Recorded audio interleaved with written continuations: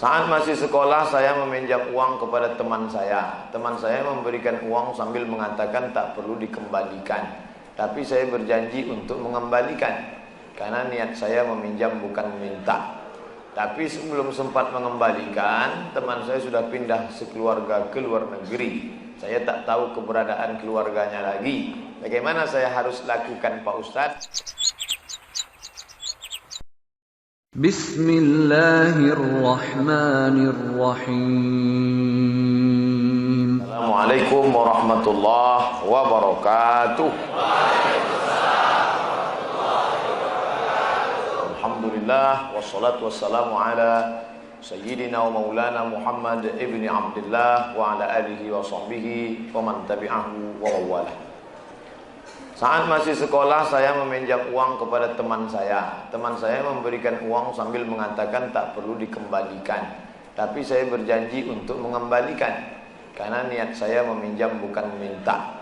Tapi sebelum sempat mengembalikan, teman saya sudah pindah sekeluarga ke luar negeri. Saya tak tahu keberadaan keluarganya lagi. Bagaimana saya harus lakukan, Pak Ustadz? Pertama, hitung duit itu berapa, tahun berapa.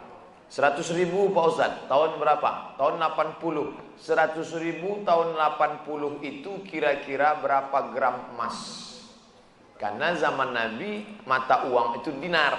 Tak sama harga 100.000 tahun 2017 dengan tahun 80. Setelah dapat disimpulkan, oh 5 gram emas. Berarti 5 gram emas sekarang kali 500.000 sama dengan 2,5 juta. Maka uang 2,5 juta tadi diserahkan ke lembaga masalih ammah, maslahat umum, MDA, sekolah agama, pondok pesantren, masjid, panti jompo, panti yatim. Serahkan. Ini uang 2,5 juta. Uang apa nih Pak? Ambil jelas, saya tanya. Apa hukumnya minjam duit kepada toke untuk berangkat umroh, membayar hutang dengan toke dengan cara menjual kelapa kepada toke dengan harga lebih murah dibanding kita tidak berhutang kepadanya dan membayarnya secara berangsur? Masalah harga, innamal bai'u antaradin, jual beli itu sama-sama ridha. Aku ambil barangmu, aku kasih duitku, sah, sah. Harga tergantung kesepakatan. Masalah minjam uang untuk berangkat umrah, haji, kurban, boleh apa tidak? Kata Imam Ibnu Taimiyah dalam kitab Majmu' Fatawa, boleh berhutang kalau hutangnya jenis kedua. Jenis pertama, jenis kedua. Yurja daf'uhu, hutang yang ada di pembayarnya. Bisa. Gandum saya panen nanti bulan Muharram. Sekarang pinjam 2,5, 2,5 juta untuk kurban. Nanti kalau gandumku panen akan kubayar, boleh. Yang tak boleh itu pinjam Pak 2,5 juta untuk kurban. Pembayarnya apa? Kuserahkan sama Allah SWT. Itu tidak bisa. Jadi kalau model begini bisa. Apa pendapat dan nasihat Ustadz untuk umat Islam yang akan mengkonsumsi obat-obatan sedangkan hasil rilis Menkes RI, obat yang beredar di Indonesia rata-rata bercampur dengan enzim babi, bahkan tak ada label halal dari MUI. Cari obat yang halal, bukan morfin, bukan heroin, bukan babi, bukan khamar. Karena kita tak disuruh berobat dengan yang haram. Herbal. Tak ada Pak Ustadz, sudah kami cari tak ada. Pilihannya cuma dua. Kalau tidak mati babi, maka kita tak boleh pilih mati. Pilih babi. Dua mudarat. Bertemu dua mudarat. Mana yang dipakai? Akhaffud dararain, mudarat yang teringan. Yang dipakai yang teringan. Kau pilih mana? Babi atau mati? Aku pilih mati aja lah. Tak boleh. Pilih babi. Masuk ke hutan, mati tak makan atau babi, ambil daging babi, bakar, colek-colek ke kecap. Sementara dapat pisang. Tapi setelah dapat pisang tinggalkan babi ini. Janganlah dapat pisang makan juga babi. Kenapa kau makan babi? Enak Ustaz. Saya kurang khusyuk dalam sholat berjamaah sebagai makmum, karena saya tahu imam yang memimpin sholat kami seorang perokok berat. Dan saya yakin hukum merokok menurut ulama besar dunia haram. Apa yang harus saya lakukan Pak Ustadz? Merokok menurut Syekh Muhammad Nasir Farid Wasil Mufti Mesir haram. Merokok menurut Syekh Abdul Aziz Ibnu Baz Mufti Saudi Arabia haram. Merokok menurut Muhammadiyah haram. Merokok menurut Majelis Ulama Indonesia haram bagi ibu hamil, ibu menyusui, orang tua, anak-anak, orang sakit haram. Adapun bagi orang yang tidak masuk kategori ini maka makruh. Ustaz condong kemana? Saya tak merokok, saya condong kepada haram. Nah, jadi kalau bapak ini berkeyakinan rokok itu haram, maka dia tak mau berimam kepada imam, dia anggap imam itu fasik. Apa hukumnya berimam kepada imam yang fasik? Mazhab Maliki, mazhab Syafi'i, mazhab Hambali boleh berimam kepada fasik. Yang tak membolehkan berimam kepada fasik mazhab Hambali. Begitu dalam kitab Al-Fiqhul Islami wa Adillatuh. Ustaz pribadi, andai ada imam itu perokok, apakah Ustaz tetap sholat di belakangnya? Saya sholat aja di belakangnya. Masalah sholat saya sah, saya dapat pahala jamaah. Masalah dosa dia merokok, itu urusan dia. Tak nyaman saya Pak Ustaz. Asal saya angkat takbiratul ihram, nampak saya dia menghembus. Cari masjid lain. Banyak masjid berserarak di Batam ni. Bukan tak ada masjid lain. Kan macam zaman dulu, sekampung satu masjid. Masjid sana, masjid sana. Ustaz bagaimana cara menghadapi istri yang baper? Apa baper? Hah? Bawa perasaan. Awak orang zaman dulu jadi cuma sikit-sikit tersinggung, terus nangis. Apalagi saya ini orangnya agak cuek. Mohon bimbingannya Pak Ustaz. Perempuan itu makhluk yang lemah, walaupun dia kuat. Oleh sebab itu Nabi SAW berpesan, khairukum khairukum li ahli. Siapa yang paling baik di antara kalian ini? Yang paling baik kepada istrinya. Maka lemah lembut. Dia tak ingin kau belikan gelang emas yang besar. Dia tak ingin kau bawa liburan ke Bali. Dia hanya ingin kau usap kepalanya. Dia ingin hanya kau ucapkan. Dia tak ditangkapnya kata-kata, kalimatnya, substansinya. Yang ditangkapnya adalah ucapan yang keluar dari mulutmu. Maka Nabi tak pernah memanggil nama Aisyah. Apa kata Nabi? Ya Humaira, wahai engkau yang putih kemerahan kalau kena cahaya matahari. Kenapa tak dipanggilnya nama? Ya Aisyah, biasa. Tapi kalau dipanggil Ya Humaira, wahai engkau yang cantik putih kemerah-merahan. Pak Ustaz, boleh saya panggil bini saya Ya Humaira? Boleh. Tapi dia tak putih Pak Ustaz. Apa-apa. Apa-apa. Menyenangkan hati orang, apa pula salah? Jangan terlalu jujur. Bini tak panggilnya Ya Hajar Aswad. Ngamuklah orang. Istri saya mu'alaf.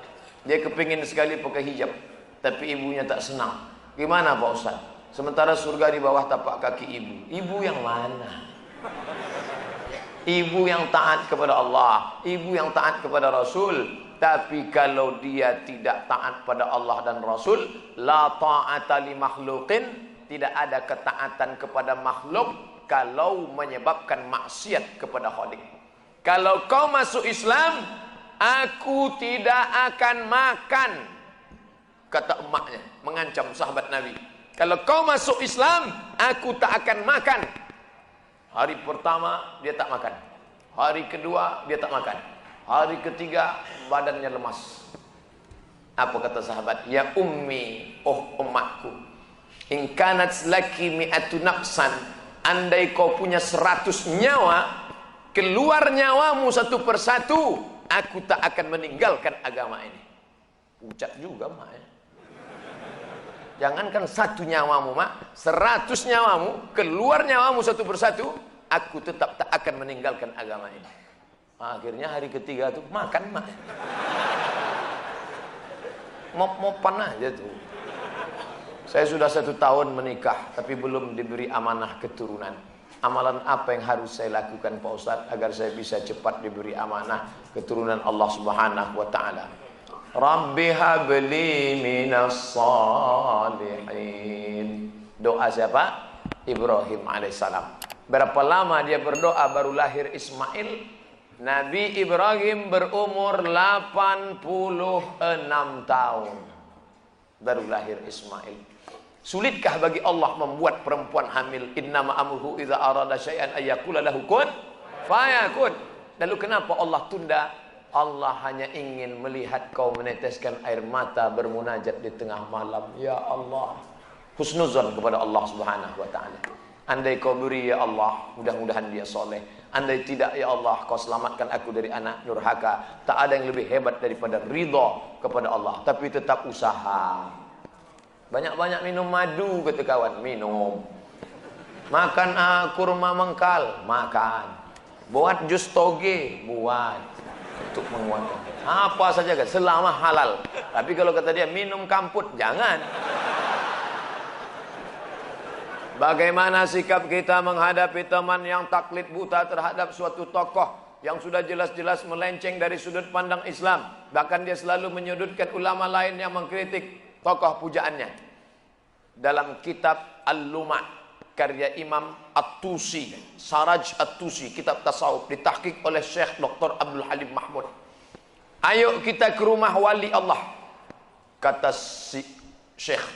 Diajaknya murid-muridnya, ayo kita ke tempat wali Allah. Ayo, ramailah murid-muridnya mau menengok wali Allah. Wali Allah tadi duduk dalam masjid. Inilah dia wali Allah yang mau kita tengok. Lalu si wali Allah tadi meludah dalam masjid. Maka saat itu juga Syekh mengatakan, ayo kita tegak, kita tinggalkan dia. Dia bukan wali Allah, dia wali setan. Kenapa begitu Syekh? Karena dia meludah dalam masjid bertentangan dengan syariat.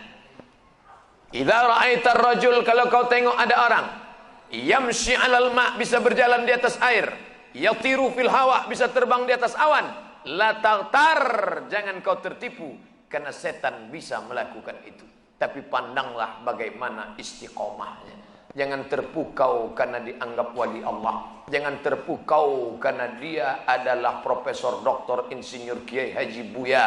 Jangan terpukau karena dia terkenal di YouTube, fanpage, Twitter, BBM, WhatsApp. Tapi pandanglah istiqomahnya sholat berjamaah. Pandangnya dalam amar ma'ruf nahi mungkar. Kalau kau sesuai dengan Quran dan Sunnah, ku ikuti. Tapi kalau tidak, ku tinggalkan. Ada rule of the game. Ada aturan. Jangan taklid fanatik buta. Apa hukumnya bagi orang yang suka suudzon sama orang di akhirat kelak? Ya ayyuhalladzina amanu, hai orang beriman, ijtanibu katsiran minadh-dhann, jauhilah prasangka, inna ba'dadh-dhanni itsmun, karena sebagian prasangka itu dosa. Nampak orang wajahnya cemberut, sombong dia sekarang, mentang-mentang sudah kaya. Dulu senyum sama saya, dekati dia. Kok kenapa? Tabayun, jangan mudah. Ini langsung update status, sombong dia sekarang. Datangi salam. Kok kenapa cemberut dari tadi? Kita kan lama berkawan. Itulah aku sedang ini. Kenapa? Ngomonglah. Udah sebulan nih. Kenapa sebulan? Tak bisa kentut. Patutlah. Ayo ku bawakan ke dokter sana. Begitu dibawa ke dokter, kentut aja dia tiap hari. Bagaimana bila seorang ibu menjadi suatu kebiasaan menyumpahi semua anak-anaknya? Apa hukumnya? Ya Juraij. Ada ahli ibadah namanya Juraij. Ya Juraij. Dia tak menjawab. Ya Juraij. Dia tak menjawab. Ya Juraij. Dia tak menjawab. Sampai yang ketiga tak menjawab. Apa kata emaknya? Allahumma la tumitshu hatta turihi wujuhal mumisat. Jangan matikan Juraij sebelum matanya melihat wanita tunasusila WTS PSK. Ahli ibadah anaknya. Tak mau menjawab sambutan emaknya karena dia anggap lebih mulia menyembah pada Allah. Kata emaknya, jangan matikan dia ya Allah sebelum biji matanya menengok wanita tunasusila. Kalah doa anak ahli ibadah karena doa seorang ibu. Apa yang terjadi? Tak lama sesudah itu perempuan hamil pengembala kambing. Terus ditanya, kau hamil kenapa? Karena Juraij. Dihancurkan mereka tempat ibadah Juraij, Bani Israel. Lalu kemudian mereka tangkap Juraij. Juraij, ternyata kau penipu pembohong. Katanya kau ahli ibadah. Nih pengembala kambing hamil, kau berzina sama dia. Kata Juraij, jangan kalian bunuh aku. Tunggu sampai anak lahir. Setelah anak lahir diadakan sidang. Lahir anak, ditusuk Juraij telunjuknya ke pusat. Ya ghulam, hai anak kecil, man abuka? Siapa ang? Bapakmu siapa? Who is your father? Bapakmu siapa? Apa jawab anak itu? Ra'il ghanam, bapakku pengembala kambing. Apa makna kisah ini? Allah mau menunjukkan mata Juraij akhirnya menengok wanita tuna susila. Maka kalau marah sama anak, jangan bilang, hei hantu, hei setan. Jadi hantu, jadi setan dia. Kalau marah sama dia, hei gubernur Kepri, hei anggota legislatif, insya Allah jadi dia. Paling tidak jadi calon, jadilah. Bila kita sudah menyuruh anak mengaji sekolah, tapi si anak masih bandel dan terjerumus ke lembah narkoba, apakah kita disebut gagal mendidik anak? Kalau hendak membentuk buluh bambu, biarlah dari rebung. Rebung yang putih dibentuk melengkung, melingkar, membulat, memetak. Tapi kalau dia sudah keras, hanya dua kemungkinan. Kalau tidak dia patah, kepala kita pecah. Oleh sebab itu jaga. Sudah dimasukkan ke pesantren, lari. Sudah diberikan Quran pondok tahfiz, cabut. Sudah dididik tak juga Pak Ustadz. La yukallifullahu nafsan illa wus'aha. Allah tak membebani kita lebih dari kemampuan kita. Mudah-mudahan anak-anak kita soleh solihah insyaallah. Imam dengan satu makmum perempuan yang bukan mahram, apa hukumnya? Menimbulkan fitnah. Da'ma safa khuzma safa, da'ma kadar. Tinggalkan yang buruk karena akan menjadi fitnah. Anak tinggal di masjid, anak muda datang pula mahasiswi jadi makmum di belakang, ditengok sama orang, menjadi fitnah. Siapa tu? Pacaran, difotonya pula. Ada orang sedang salat di masjid, ini orang mau fitnah kita. Maka kalau begitu keadaannya, tapi kalau imam ini sudah tua, tak nampaknya lagi mana gadis mananya. Bismillahirrahmanirrahim. Datang kebetulan mahasiswi, tak apa-apa. Tapi kalau menimbulkan fitnah, namanya sadduz zari'ah, menutup pintu celah fitnah. Lebih baik dia tinggalkan. Saya pernah mendengar cerita tentang manusia masuk surga dan neraka. Di antaranya kisah tentang wanita tuna susila pelacur yang masuk surga karena menolong seekor anjing. Kisah seorang yang masuk surga tapi belum pernah sholat dan sujud, orang masuk surga dan neraka karena seekor lalat. Pertanyaan saya, apakah saat ini sudah ada umat Nabi Muhammad atau manusia yang sudah berada di surga neraka? Bukankah manusia akan masuk surga neraka setelah hari kiamat?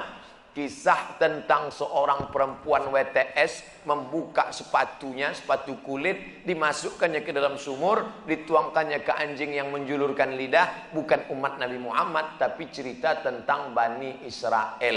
Allah mengampunkan dia dan dia akan masuk surga. Apakah di surga itu sekarang sudah ada orang di dalamnya? Nabi Muhammad dulu masuk ke surga untuk apa? Meninjau-ninjau, menengok-nengok. Orang yang soleh meninggal, rohnya masuk ke dalam burung paruh warna hijau.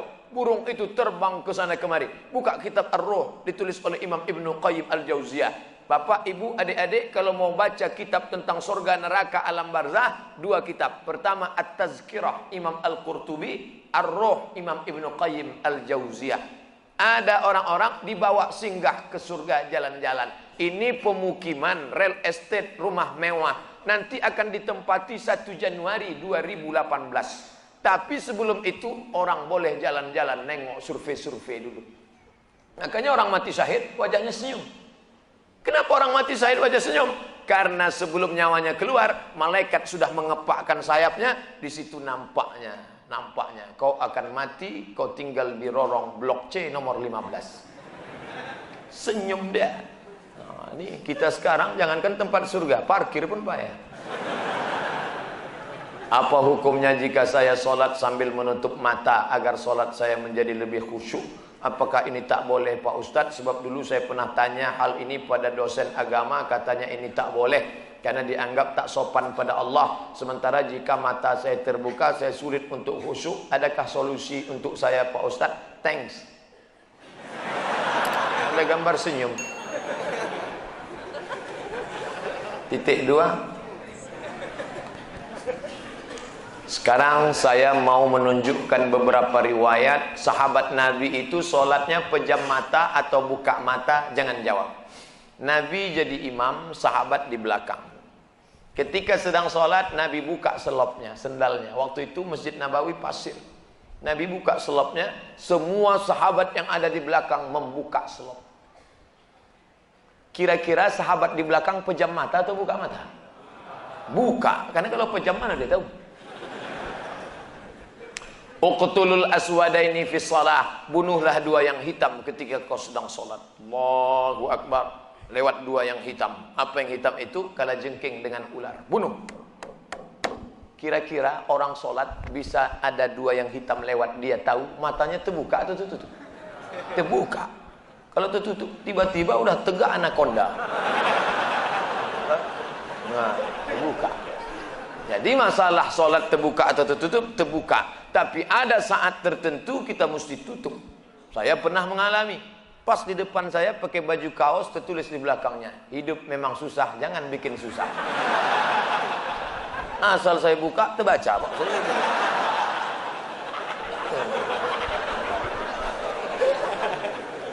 Jangan sholat ke masjid pakai baju bergambar-gambar, bertulis-tulis, pakai baju polos.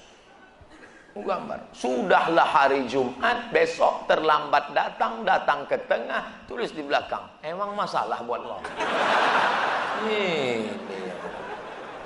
Kita bukan cerita sah tak sah, tapi efek pengaruhnya terhadap ibadah. Bagaimana pandangan Islam yang baik dalam mencari pendamping hidup seorang istri? 4 orang Pak Ustaz, sifatnya 4.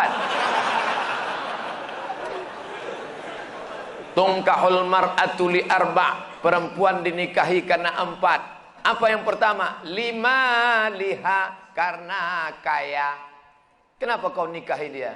Gimana lah Pak Ustaz, ku tengok cincinnya 3 biji.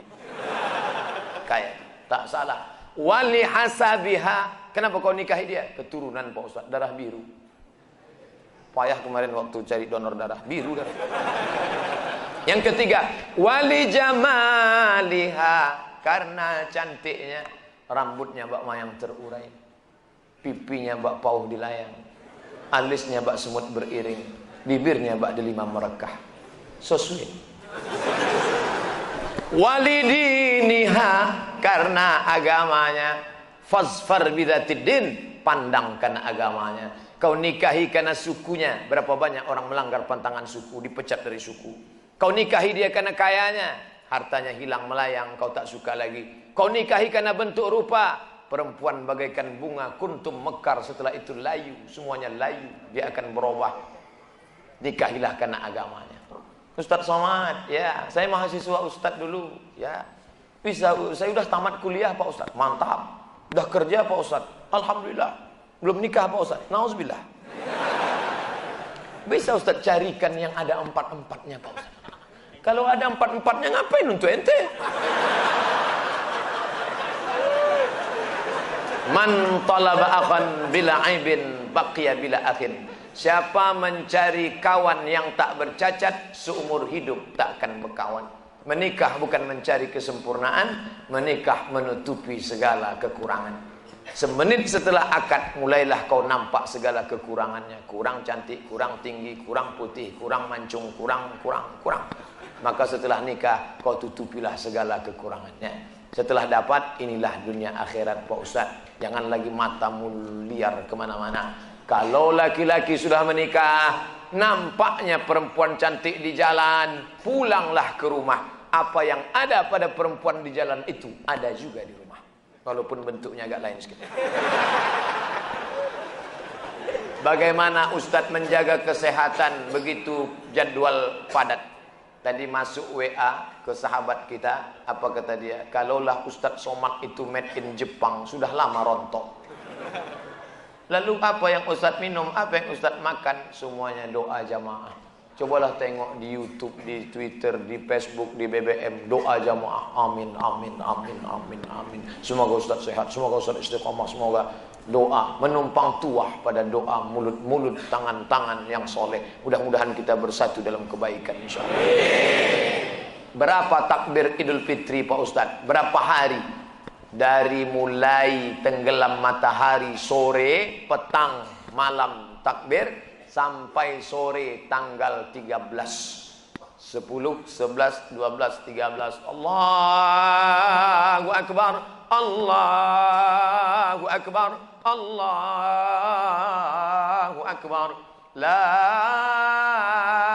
ilaha illallah, wallahu akbar, Allahu akbar, walillahil hamd. Sampai jam 2 malam suara tak serak-serak. Begitu ditengok, rupanya flash disk. Janganlah flash disk, orang lah. Ini banyak nanti flash disk ini masuk surga. CD masuk surga, flash disk masuk surga. Dilatihlah anak-anak muda kita. Latih anak-anak muda. Nih, takbir bukan cuma di masjid. Selama 4 hari itu takbir. Anak-anak, ibu-ibu di rumah sambil masak opor, masak rendang, masak gulai kambing. Allahu Akbar, Allahu Akbar. La ilaha illallah. Garamnya kurang. Apa yang membuat Ustadz tetap istiqomah berdakwah dari masjid satu ke masjid lain? Bukankah Ustadz sudah ada tawaran TV swasta untuk mengajak Ustadz mengisi acara di salah satu stasiun TV yang kita semua sudah tahu kalau tampil di TV bayarannya besar? Dia mau saya harus ganteng. Masuk TV itu 2, ganteng betul atau buruk betul.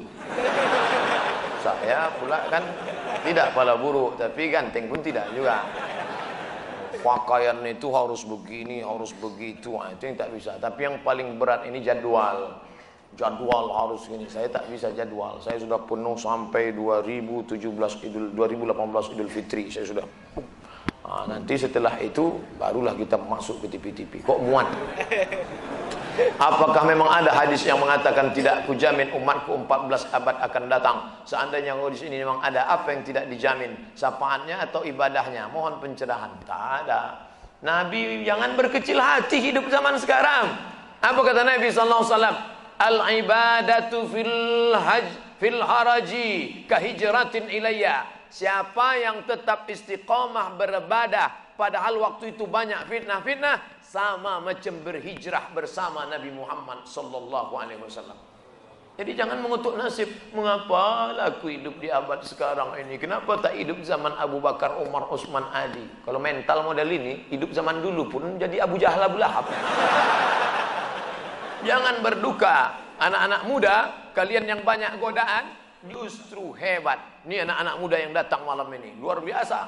Tadi udah ada yang ngajak ke karaoke, ada yang ngajak ke night club, ada yang ngajak main gaple, ada yang ngajak dangdut. Dia tolak itu semua. Maka sama macam hijrah bersama Nabi Muhammad SAW. Tuh, bro, kita gimana karaoke malam ini? Tidak, aku mau ngaji ke sana. Ada Ustaz Somad datang. Itu. Setelah, jadi gimana? Pulang dari sana kita.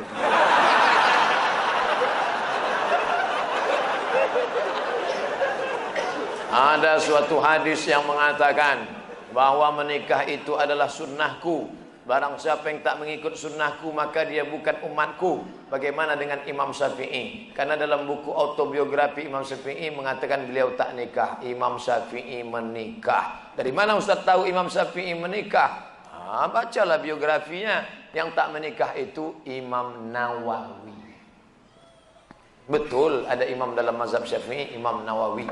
Imam Nawawi tak menikah. Imam Ibnu Taimiyah tak menikah. Sayyid Qutb penulis fi Zilalil Quran tak menikah. Syekh Abdul Fattah Abu Ghuddah menulis satu kitab judulnya Al-Ulama Al-Uzzab Alladzina Atharul Ilma Ala Zawaj. Biografi ulama-ulama yang tak menikah sampai mati karena lebih memilih ilmu daripada nikah. Kenapa Ibnu Taimiyah tak menikah? Kalau Ibnu Taimiyah menikah, istrinya itu pasti tetap tinggal karena dia lebih lama di penjara daripada di luar penjara. Sayyid Qutb digantung 1966, mati dalam keadaan ditulisnya tafsir itu di penjara. Maka mereka itu memikirkan mudaratnya lebih besar. Tapi kalian yang muda sekarang jangan kalian ikut ini. Zaman Imam Nawawi dulu dia tak menikah, perempuan zaman itu biji matanya aja yang nampak. Godaan tak kuat. Zaman sekarang perempuan biji matanya tertutup, yang lain terbuka.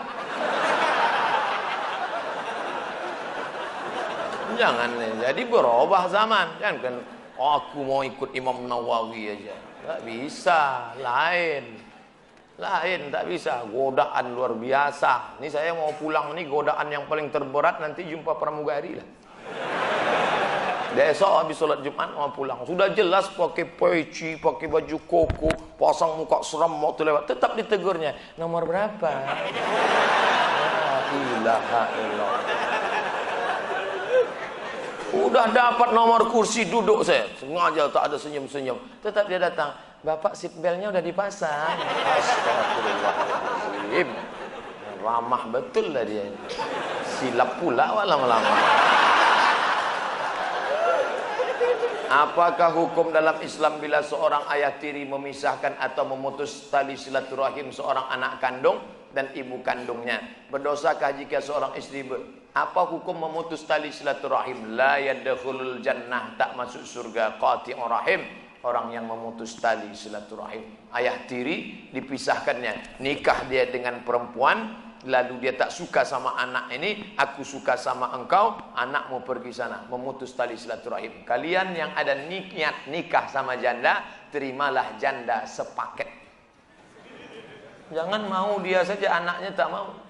Perempuan ini pun kenapa dia lebih memilih lelaki ini daripada anaknya? Ini bisa jadi mantan suami, tapi tak ada mantan anak. Kok bisa dia lebih milih? Nanti setelah kau jelek, lapuk, lisut, ditinggalkannya, anakmu itu juga yang akan memelihara kau. Hati-hati. Berdosakah jika seorang istri bersumpah di atas Al-Quran untuk mengikuti perintah seorang suami, ayah tiri, berjanji menjauhi anak kandungnya sendiri dengan alasan menjaga kebaikan rumah tangga mereka? Ini mesti didudukkan lagi. Ini udah kacau balau nih. Aku bersumpah demi aku dengan engkau bang, anakku ini akan kutinggalkan. Mana bisa? Walinya mana? Ayahnya, datuknya, abangnya, adiknya, pamannya, dudukkan lagi. Suaminya dudukkan. Ini gara-gara jahil agama. Umat ini sudah dijauhkan dari agama. Banyak betul nih. InsyaAllah malam ini yang terjawab kita jawab, yang tak terjawab kami akan bawa pulang ke Pekanbaru.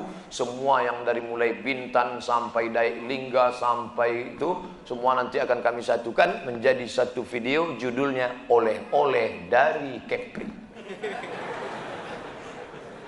Ustaz, saya sedang kesulitan harta, hutang saya banyak, anak saya 5 orang, tapi rumah cuma 1 kamar, sehingga tidur berdesakan. Tolong berikan saya jalan keluar. Nabi mengajarkan doa. Ya Allah, ya Rasulullah, aku dililit utang. Kata Nabi, kau baca doa ni. Hadis riwayat Ahmad bin Hanbal. Allahumma inni a'udzubika minal hammi wal hazan wal ajzi wal kasal wal jubni wal bukhul wa dhala'id daini wa ghalabatir rijal. Allahumma inni a'udzubika minal hammi, jauhkan aku dari susah hati, wal hazan, kesulitan, wal ajzi, sifat lemah, wal kasal, malas, wal jubni, pengecut, wal bukhli, pelit, wa dhala'id daini, dililit hutang, wa ghalabatir rijal, dikuasai orang lain. Bangkit semangat, hilang pengecut, bekerja, rezeki terbuka. Kerja, kerja, kerja. Apa yang mau dikerjakan? Ini yang jadi masalah. Dulu belum tahu riba, saya KPR. Sekarang saya sudah tobat. Apakah saya harus tinggalkan rumah itu atau gimana Pak Ustaz? Kalau bisa kau jual, modalnya saya kau ambil, dulu iurannya berapa, ambil modalnya saja, lalu buka peluang baru. Begitu cara tobat dari riba. Ada yang mengatakan riba saya itu kan diakatnya, maka tobatlah dengan tidak mengulanginya. Adapun bulanan saya itu adalah hutang, maka hutang harus dilunasi bayarnya Pak Ustaz. Ini nanya apa nawar? Itu cara tobatnya. Ambil modalnya saja yang pernah terbayar, sisanya itu bukan hak engkau. Mereka keluar dari Islam, bagaimana anak panah keluar dari busurnya? Apakah masalah yang bisa dikatakan hadis tersebut Pak Ustaz? Ramhu, anak panah. keluar dari qaus, sebagaimana melesatnya anak panah keluar dari, begitulah mereka keluar dari Islam. Apakah karena mereka tidak hafal Quran? Mereka baca Quran, tapi Quran itu hanya lewat di ujung lidah, tak sampai masuk ke dalam hanajirahum, hanya ke tenggorokan saja. Mereka keluar dari Islam seperti melesatnya busur dari anak panah dari busurnya. Siapa itu? Orang Khawarij yang mengkafirkan Sayyidina Ali, Sayyidina Amr bin As, Sayyidina Muawiyah. Mereka menikam Sayyidina Ali radhiyallahu an. Ini tiga orang ini harus dibunuh. Ali harus mati, Muawiyah harus mati, Amr bin As harus mati. Ditikamnya. Mereka dikatakan Nabi keluar dari Islam. Kenapa? Takfiri, mengkafirkan orang Islam. Ketika kau katakan saudaramu, hei kafir, padahal dia tak kafir, maka engkaulah yang kafir. Itu sindiran Nabi tentang Khawarij. Apa hukum menikahi perempuan yang gila, tak berakal sehat? Al-uyub al-musyawwahah. Ada beberapa aib, cacat, perempuan boleh diceraikan, bukan wajib, tapi terserah dia. Menikah dia, tiba-tiba perempuan itu gila, maka termasuk uyub musyawwahah. Gila, junun, baras, kena penyakit kusta, supak, maaf cakap nauzubillah, tiba-tiba putih, lalu kemudian maaf tersumbat kemaluannya. Kalau laki-laki dia terkena penyakit impotensi, ada diberi kesempatan berobat setahun. Kalau setahun dia sembuh, melanjutkan. Kalau tak sembuh, maka perempuan boleh menggugat, laki-laki boleh menceraikan. Saya tak mau menceraikan dia Pak Ustaz, walaupun dia gila, cinta kami kekal abadi. Ya tak apa-apa. Jika dulu pernah berjanji akan menikah dengan perempuan dan menerima apapun kekurangannya, tiba-tiba dia sakit gila, sudah 10 tahun lebih belum juga sembuh, sudah berobat tapi belum sembuh, apakah harus nikah atau batal janji? Gila termasuk penyakit yang membolehkan untuk membatalkan, namanya al-uyub al-musyawwahah. Maka engkau pun tidak dibebani hukum. Kalau kau mau terima, tapi begini gila, berat itu, mengurus diri kita lagi, mengurus dia lagi. Maka jangan kau merasa berdosa pada perbuatan yang tak mesti berdosa.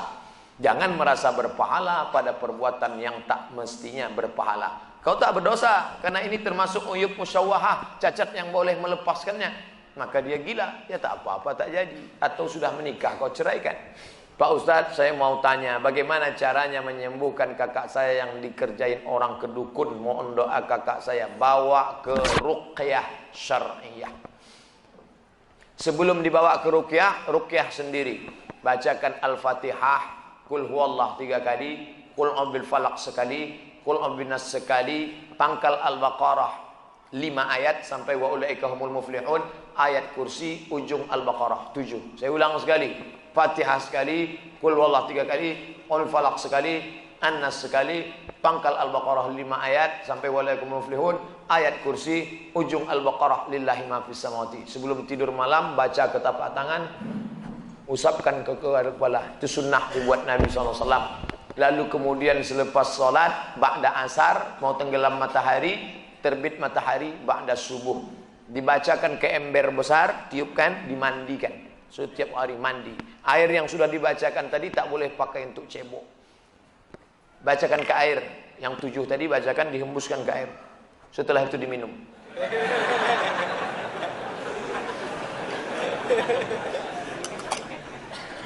Mana dalilnya?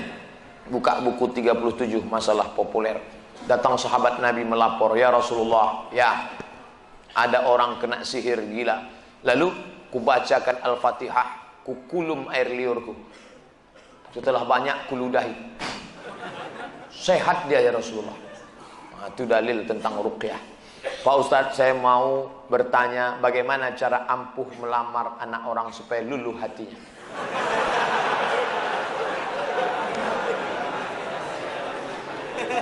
Yang pertama, kau mesti paham bahwa manusia ini ada segumpal di dalam. Kalau itu sudah kau pegang, sentuhlah dia tepat di hatinya, dia akan jadi milikmu untuk selamanya. Nah, siapa yang punya hati itu? Allah. Ya muqallibal qulub, wahai engkau yang membolak-balikkan hati, sabbit qalbi, kokohkan hatiku. Kokohkan hatinya ya Allah. Hati. insya Allah kau datang atas nama Allah, langkahkan kaki kanan, tapi jangan datang sendirian. Bawalah alim ulama, cerdik pandai, tokoh masyarakat, orang yang didulukan selangkah, ditinggikan seranting, batangnya tempat bersandar, daunnya tempat bernaung, akarnya tempat bersila. Bawa dia. Kira-kira keluarga ini dekatnya sama Ustadz siapa di Batam? Oh, dekatnya sama Ustadz Abu Ghazah. Bawa dia. Ustadz, Ustadz apa kabar, sehat? Alhamdulillah. Ini siapa? Ini jamaah kita. Ilaha illallah. Gantengnya langsung connect. Jadilah. Jangan datang sendiri petantang petenteng. Orang tak kenal, sangkanya mabuk. Kau mau apa? Kupinang anakmu dengan bismillah. Oh, ngamuklah dia. Berapa banyak niat yang baik karena diawali dengan cara yang baik, yang tak baik salah, gagal. Bawa orang tua, jangan datang sendirian. Saya termasuk yang dulu ditolak orang karena datang sendirian. Nekat saya datang sendirian, ditolaknya, tidak katanya. Sekarang baru dia nyesal. Bercanda, serius. Orang tua kami pernah ada utang kepada salah satu toko, tapi sudah lama sekali. Sekarang sudah tak ada lagi tokonya. Carilah di Google. Bagaimana cara kami membayarnya Pak Ustadz? Sama macam pertanyaan yang tadi. Tak ingat kami Pak Ustadz? Ulang balik rekamannya. Apa kunci untuk terus istiqomah dalam meninggalkan riba? Seakan dalam proses meninggalkan perbuatan riba ini mendapatkan berbagai cobaan dan bukan malah mendapatkan kemudahan dalam pelaksanaannya. Kenapa orang berat meninggalkan riba? Karena terkait dengan uang materi. Meninggalkan khamar banyak yang bisa, meninggalkan sabu-sabu banyak bisa. Tapi kalau sudah materi berat. Dan orang yang mau memilih jalan Allah ini godaannya luar biasa. Dulu sebelum saya ikut pengajian ini lancar-lancar aja hidup saya Pak Ustaz. Setelah ikut pengajian nih la Allah, sendal lah hilang, helm hilang. Maka kita mesti walladzina jahadu fina, orang yang berjuang berjihad di jalan kami, lanahdiyannahum subulana, kami akan menunjukkan jalan kami. Kau terus berusaha. Yang selama ini hidupmu konsumtif, mau mobil baru, mau rumah baru, mau ini baru, maka kau cukup apa adanya, hidup zuhud, insya Allah Allah akan berikan jalan. Bagaimana menghadapi istri yang kalau diajak sholat subuh kadang marah-marah? Kenapa bisa nikah sama dia? Kenapa bisa nikah sama dia? Makanya kalian yang lajang-lajang, fit and proper test pertama adalah tanya dia, jilbabnya panjang, baca Quran bisa. Oke lah, nasi sudah jadi bubur, udah nikah. 5 langkah. Wallati takhafuna nusyuzahunna, kalau kau khawatir perempuan itu melawan nusuz, pertama, fa'izuhunna, nasihati dia. Adinda, aku ini kepala rumah tangga, kau mesti ikut aku sholat. Alah, baru ngaji 2 hari. Tak mempan. Langkah kedua, wahjuruhunna fil madaji, pisah tempat tidur. Karena kau tak mau sholat subuh, kau ajak marah-marah, apa boleh buat dengan ini ku hukum kita pisah tempat tidur sebulan. Memang itulah yang kau tunggu-tunggu. Ayo. Lawan. Watribuhun, langkah ketiga. Karena kau tak juga mau mengikut cakapku, watribuhun, maka kalau begitu ku tempeleng. Wah, kau ditempelengnya. Begitu pas mau ditempelengnya, datang si istri, dipotonya. Langsung dipostingnya ke FB. Teganya. Panggil sama Pak Kapolsek. Anda menempeleng istri Anda? Tidak Pak, ini fotonya. Kok Bapak tahu? Istri Anda kan friend sama saya. Tak bisa. Yang ketiga ini tak bisa. KDRT, kekerasan dalam rumah tangga. Langkah keempat, fab'asu hakaman min ahlihi wa hakaman min ahliha, panggil mediasi keluarga pihak laki-laki dan pihak perempuan. Anak keponakan kita ini mau dibawa kemana hubungan ini? Ini sudah buntu nampaknya. Mereka tak bisa lagi kita pertemukan, macam Tom and Jerry. Jadi bagaimana? Iyurida islahi yuwaffiqillahu bainahuma. Kalau mau berdamai, insya Allah akan mempertautkan mereka berdua. langkah yang paling fatal yang kelima, karena kau tak juga menurut, keluarga mediasi pun gagal. Apa boleh buat? Dengan ini kujatuhkan talak satu. Abghadul halal ilallah, jangan sampai. Perempuan-perempuan, berubahlah kalian, patuh, taat kepada suami. Taat pada suami. Yang belum menikah, cari istri. Tak usah terlalu cantik. Saya nasihati ke mahasiswa-mahasiswa saya, kalian cari istri jangan terlalu cantik. Nanti orang nuduh kalian pakai pelet. Jangan terlalu buruk, nanti malu kalian bawanya undangan. Yang sedang-sedang saja. Jilbabnya panjang, tak terlalu banyak pakai makeup, orangnya penuh kesederhanaan. Adinda, sudikah kau menikah denganku? Kita mulai dari nol, insya Allah mau. Ada perempuan sekarang mau nikah dari nol, Pak? Ada, banyak di pom bensin.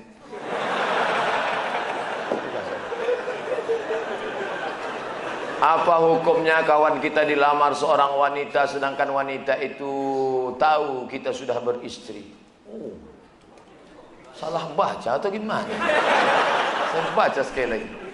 Apa hukumnya kalau kita dilamar seorang wanita, sedangkan wanita itu tahu kita sudah beristri? Wassalam. Puas pendukung Ustadz Abdul Somad. Puas. Nanti kita buatkan fanpage puas pendukung Ustadz Abdul Somad dari Inhil, Indragiri Hilir.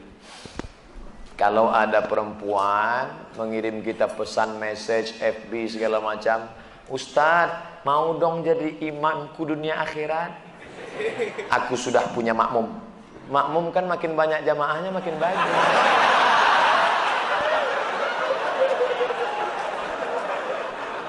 Kita ini negara hukum. Jangan main nikah siri saja.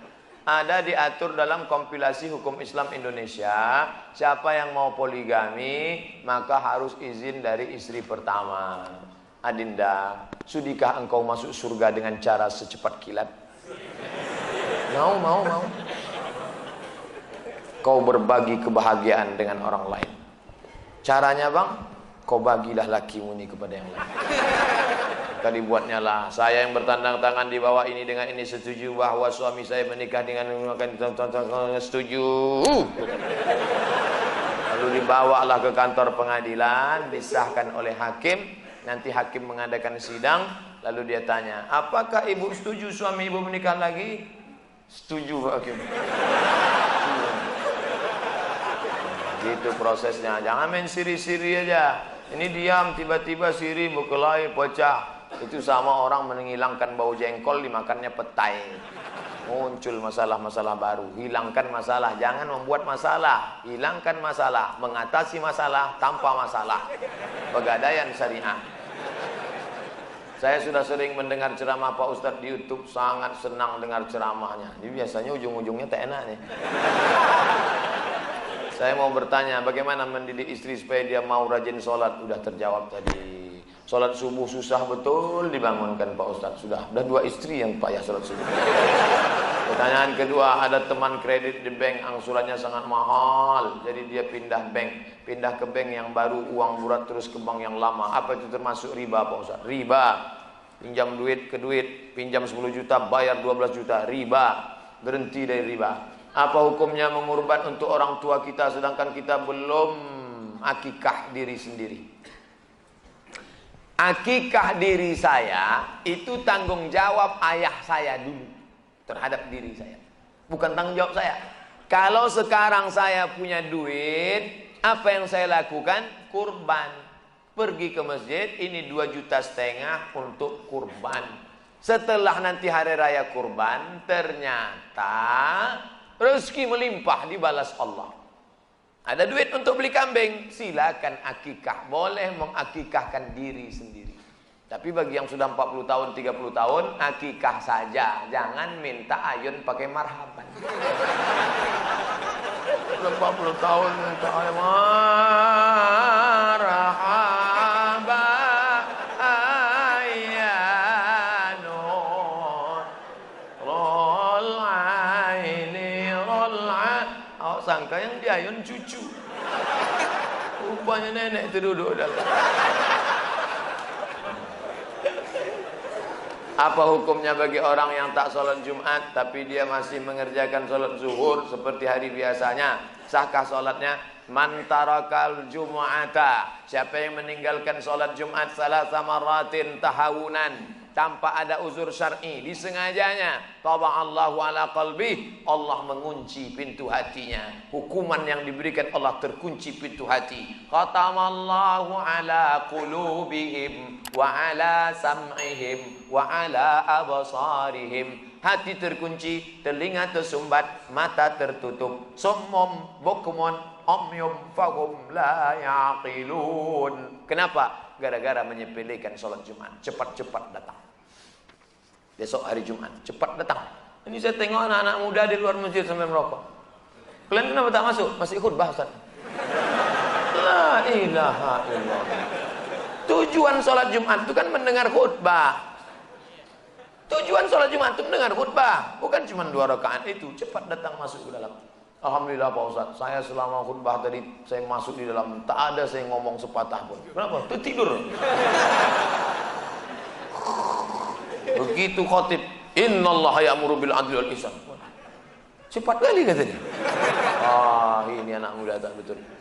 Besok cepat datang, jam 12 sudah datang, buka Quran, baca surat Al-Kahfi. Man qara'a surat Al-Kahfi yaumal jumu'ah, siapa yang baca surat Al-Kahfi hari Jumat, petang Jumat, adha'alahu min nur, Allah berikan dia cahaya, pencerahan, the likeness ma bainal jumu'ataini, sampai Jumat yang akan datang.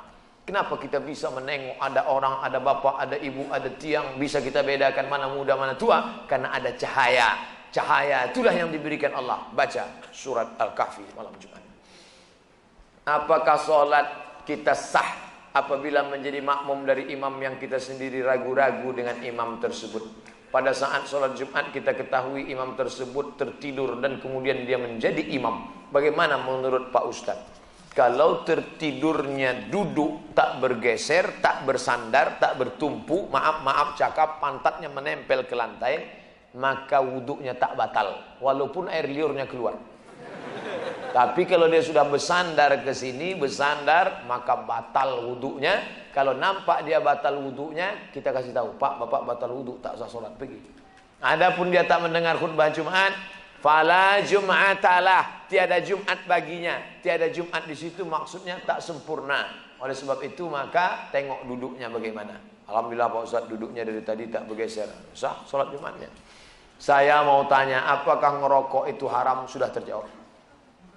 Ustaz merokok? Enggak, tak merokok. Pernah merokok? Dulu pernah. Kan lahir tak langsung tua. Pernah dia. Kata kawan di pesantren, Mat, ayo kita cabut yuk. Cabutlah kami. Pas cabut, inilah kawan yang tak baik ini. Masa kita enggak merokok, enggak jantan. Merokoklah kami, 5 orang. Jantan betul terasa. Begitu pas kami sedang merokok, lewat mobil kiai. Injak. Alhamdulillah tak nampaknya. Tiba-tiba mundur mobilnya. Mundur, datang dia tanya, merokok ya? Merokok ya? Kami diam semua. Kawan yang satu ini penakut. Merokok ya? Enggak, Pak. Pas bilang enggak, tuh asapnya keluar. Enggak, Pak. Keluar asapnya. Baliklah kami ke asrama. Saya tak tamat pesantren, saya cuma setahun aja. Lari dari pesantren. Lalu ada mudabbir saya di sini, tak boleh sebut namanya. Lalu kemudian ketika itu habis sholat maghrib dipanggil nama-nama yang tadi melanggar. Saya sholat hajat 2 rakaat bernazar, ya Allah, kalau nanti kiai itu lupa namaku, ku bacakan Yasin 3 kali. Pas dibacakan nama-nama yang melanggar hari ini, yang merokok, yang ini, yang berbahasa Indonesia, dibacanya dari ujung sini, tak ada nama saya. Memang makbul doa sholat hajat. Sejak itulah saya berhenti saya tak merokok. Banyak juga kawan-kawan ini merokok. Kenapa merokok? Kau kenapa merokok? Ini kan bisa kena impotensi apa segala macam. Ustadz baca baik-baik macam mana. Rokok dapat yang berbahaya Pak Ustadz. Kalau beli tak apa-apa gitu. Pandai jamaah sekarang. Kenapa sholat dan zuhur dan asar bacaannya suaranya tak terdengar? Subuh jahar. Bismillahirrahmanirrahim. Isya jahar. Zuhur, asar, tabung. Allah tak ada sebut alasan di Quran, Nabi tak ada menyebut, sahabat tak ada menyebut, salah satu ulama ada menyebut, kata dia, malam itu sunyi. Wa ja'alna lailakum subata, kami jadikan malam kamu sebagai istirahat. Sunyi, lawan dari sunyi adalah bising. Sunyi, maka lawannya adalah bersuara. Maka sunyi itu dipecah dengan suara. Bismillahirrahmanirrahim. Sedangkan siang itu ribut, hiruk pikuk, maka lawannya adalah sunyi. Jawaban itu bukan dari Nabi, itu murni tauqifi dari Allah Subhanahu wa taala. Tapi kalau mau salah satu jawaban ulama mencoba menjawab, begitulah bunyinya. Bagaimana cara kita mengambil baik hakikat diri yang sebenar-benarnya agar kita bisa mengenal baik, merasakan akan kehadirat Allah di setiap jaga kita. Man arafa nafsahu faqad arafa rabbahu. Siapa yang mengenal dirinya, maka kenallah dia akan Tuhannya. Bukan hadis Nabi. Apa penjelasan itu kata ulama ahli hadis? Ini bukan hadis tapi maknanya baik. Kalau engkau kenal dirimu yang hina, maka sadarlah engkau Allah mulia. Kalau kau kenal dirimu yang lemah, sadarlah engkau Allah maha kuasa. Kalau kau kenal dirimu yang mati, sadarlah engkau dia yang tak pernah mati. Kalau kau kenal dirimu yang diberi hidup, maka sadarlah engkau dia yang maha hidup. Kenali diri baik-baik. Orang yang paling celaka adalah halakam ru'un lam ya'rif qadrahu, celaka yang tak tahu siapa jati dirinya. Apakah setiap kita membaca syahadat dalam solat wajib diikrarkan dalam hati? Mulut mengucap, hati connect. Nih hati, nih mulut. Tak boleh putus. Inna sholati wa nusuki wa mahyaya wa mamati. Bismillahirrahmanirrahim. Mulut bergerak. Apakah Nabi itu kalau sholat mulutnya bergerak atau tak bergerak? Kata tabi'in bertanya kepada Khabbab ibnul Ars. Ya Khabbab, ya, Nabi itu kalau sholat mulutnya bergerak atau tak bergerak? Kata Khabbab, Nabi kalau sholat mulutnya bergerak. Dari mana kau tahu? Bittirabi lihyati, karena aku tengok jenggotnya bergoyang. Mulut bergerak, hati. At-tahiyatul mubarakatuh shalawatut thayyibatu billah. Assalamualaikum. Di agak-agak yang mendengar telinga kita saja, hamsah namanya. Kalau sampai telinga kawan terdengar, dua kemungkinan, jahil atau peka.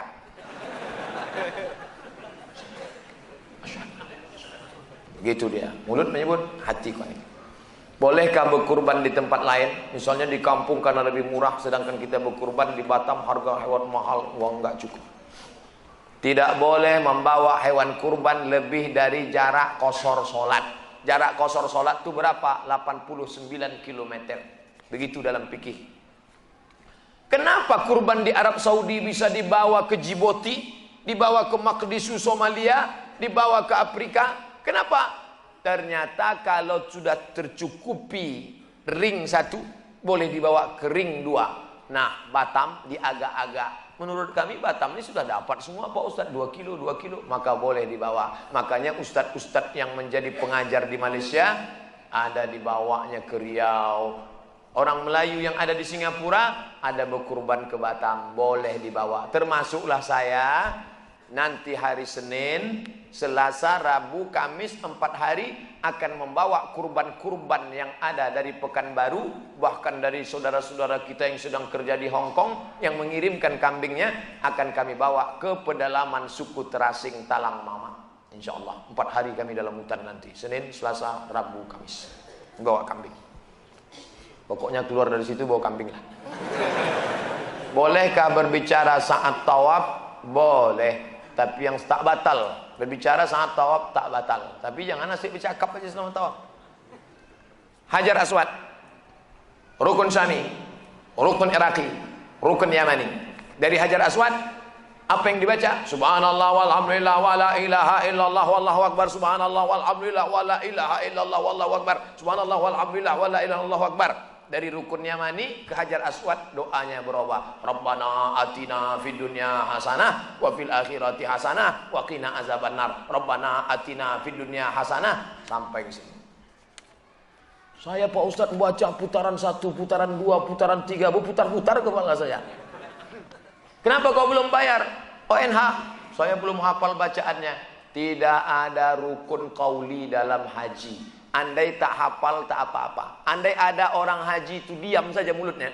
Waktu tawaf diam aja sah. Haji apa namanya? Haji diam.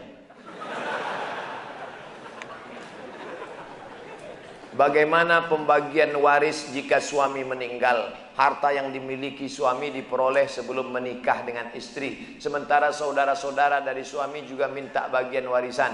Karena menganggap harta itu warisan dari almarhum bapaknya. Ini kacau balau. Suami punya harta tanah sebelum menikah. Istri menikah dengan suami. Tanah ini, kata saudara-saudaranya, itu tanah ayah kami yang dikuasai suamimu. Sekarang mereka menuntut. Mana hitam di atas putih? Maka si istri mesti punya bukti. Ini tanah punya suami saya. Sudah dibayarnya ke ayah. Jangan hiraukan. Tapi kalau memang belum, bagikanlah itu jatah mereka. Nah, inilah gara-garanya. Maka jangan mau bersimbah darah, menyimpan bom atom, menyimpan api dalam sekam. Masalah harta-harta ini selesaikan. Makanya ayat yang paling detail dalam Quran masalah harta. Hati-hati masalah harta. Surat Al-Alaq adalah surat pertama kali turun kepada Nabi SAW. Hadis apa yang pertama kali diucapkan Nabi SAW dan kapan? Apa perkataan Nabi sebelum diangkat menjadi Rasul? Itu juga disebut hadis. Nabi ketika sudah mendapat wahyu, maka itulah ucapannya hadis. Turun malaikat membawa ayat Quran, dipanggil penulis wahyu, itulah wahyu. Sedangkan hadis, sejak dia menjadi Nabi SAW diangkat oleh Allah Ta'ala. Wa ma yantiqu anil hawa, dia tidak bicara mengikuti hawa nafsunya. In huwa illa wahyun yuha, wahyu dari Allah SWT. Wahyu terbagi dua. Wahyu yang teksnya dari Allah, Quran. Wahyu yang dari Nabi Muhammad SAW, ucapannya, maknanya dari Allah, itulah hadis Nabi SAW yang disusun oleh Imam Muhammad bin Ismail bin Ibrahim bin Mughirah bin Bardizbah Al-Bukhari dalam kitab Sahih Bukhari 7275 hadis. Mana hadis yang pertama Pak Ustaz? Dalam istilah musalsalat, biasanya syekh pertama kali mengajarkan hadis, Ar-Rahimuna yarhamuhumur Rahman, irhamu man fil ardi yarhamukum man fis sama. Itu hadis pertama, namanya musalsalat bil awwaliyah. Tapi itu bukan hadis pertama yang keluar dari mulut Nabi SAW. Tapi tradisi, hadis yang pertama kita bahas dalam pengajian ini adalah yang saya terima dari guru saya pertama kali, Ar-Rahimuna yarhamuhumur Rahman, irhamu man fil ardi yarhamukum man fis sama, dari sahabat Nabi namanya Abdullah bin Amr bin As, disebutkan oleh Imam Ahmad bin Hanbal dalam kitab Musnad Ahmad. Ini tentang hadis. Apabila masbuk pada sholat subuh, di rakaat kedua makmum mengikuti kunut imam, apakah saat rakaat kedua nanti dia baca kunut lagi? Ya, ini imam, ini makmum. Rakaat kedua bagi imam, rakaat satu bagi makmum. Ketika imam salam, maka makmum rakaat kedua. Saya ulang balik, rakaat kedua bagi imam, rakaat satu bagi makmum masbuk. Ketika imam salam, rakaat kedua bagi makmum, maka di rakaat kedua si makmum baca kunut lagi kalau dia bermazhab Syafi'i. Dua, jika non muslim mengucapkan syahadat, apakah otomatis dia masuk Islam walaupun hanya sekedar bercanda? Karena teman saya jangankan syahadat, azan pun dia pandai Pak Ustaz. Kalau sekedar berbunyi, beo pun masuk Islam.